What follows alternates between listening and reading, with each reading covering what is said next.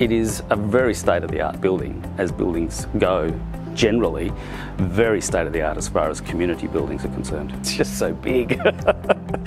It does shock me, even as the person who designed it, at how substantial it is as a building.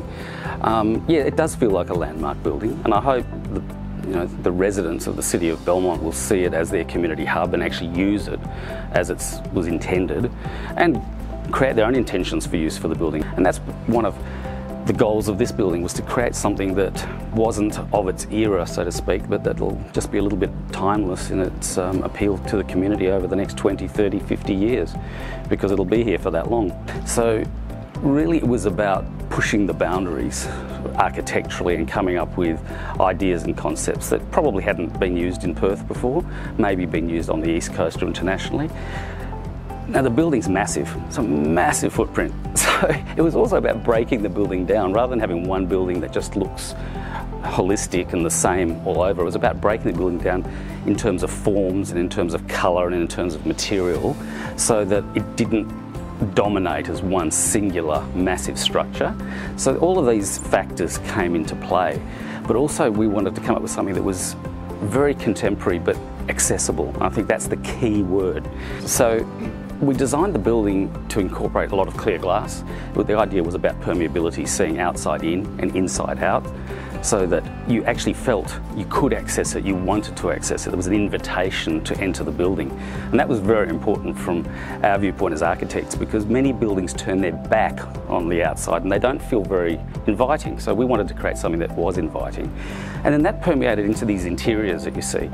All of your services, your air conditioning, your lighting, your fire sensors, everything is exposed. So it was really much about deconstructing the building to its bare minimum. We've gone for a very semi-industrial look, but really it's a casual pared back look. We've got the polished concrete floors, and everyone was a bit nervous about it at first, because they said, well, what about the acoustics? But you can hear, even in this environment, with the acoustic ceiling treatments that we've actually got, the acoustics are better than if you had a carpet on the floor, etc. So it's actually achieved everything we really wanted to. You've got the maintenance capability on the floors. It looks really cool, but you've still got the casual environment. I don't think people coming in here are going to feel like it's really formal and that they can't engage with the space. And I think that's really important, because it's about creating spaces for people in community facilities. It's not about creating monuments to the architect. Another key aspect influencing the design of the building was the sustainability. Not only was the city adamant they wanted a 5-star Green Star building, it's always been a core of our practice as design for the last 25 years. But what's really interesting about it is, in order to achieve that, we've used some really innovative and interesting new materials within the building. And the external cladding that you can see, they've got the sort of the bronze gold coloured shingles. Well, the actual material that we've used there is exceptionally high in terms of its insulation values and things like that. We've got substantial sun shading around the building to manage the sun and make sure that we don't get too much heat in the summer, but we still allow the sunlight in the winter. We've got you can see behind me, the large, huge atrium, which is allowing natural light down into the centre of the building, which is really important so that we can get that light into the building. It doesn't feel like you're in a dark, internal, enclosed space. And at the front of the building, when you enter, you can see it's like there's almost a balcony coming out. And it was about engaging, so as people enter the building, they can see, oh, what's up there? There's something else, let's go and explore. Because it's this level where the museum's at, the upper level of the library, the youth space, etc., etc. So it was very important that we create these elements to create almost a sense of exploration through the building. And the glass lift, again, that was all about creating visual activity within the building and seeing people and movement through the building. We didn't want to create this formalised space like the old-fashioned spaces where a library's a quiet space and you don't say anything. It's not like that. Libraries are not like that. It's about engaging, it's about talking, it's about social, it's about a lot of things.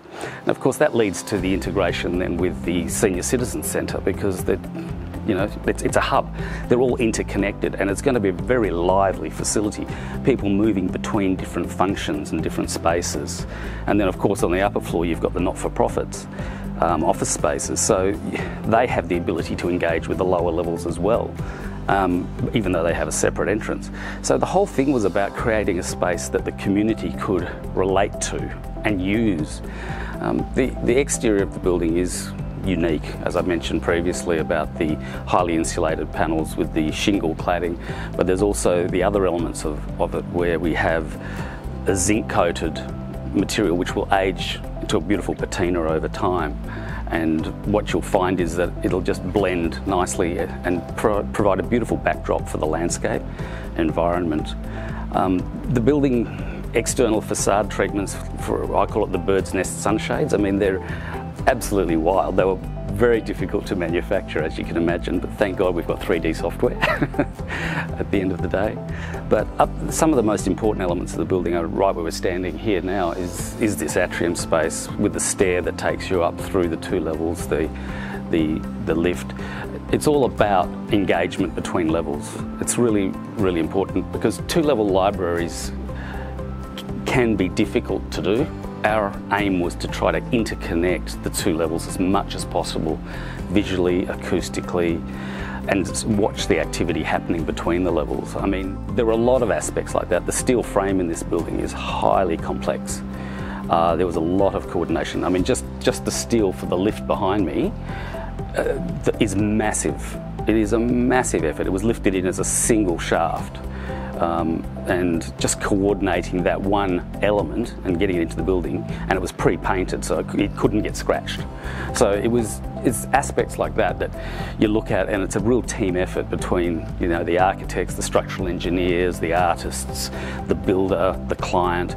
Everybody's got to get involved and do their bit. At the end of the day, that's really the essence of what the building's turned into. There's a lot of detail that goes into it. Creating a deconstructed building like this is actually much more difficult than just putting a standard ceiling through. There's a lot of coordination, there was a lot of time and effort that went into dealing with the builder on site to make sure that everything was just right. And the builder was fantastic as well because they asked the questions, they worked with the team, and I can say that everybody worked together very hard to deliver what I think is an exceptional product at the end of the day.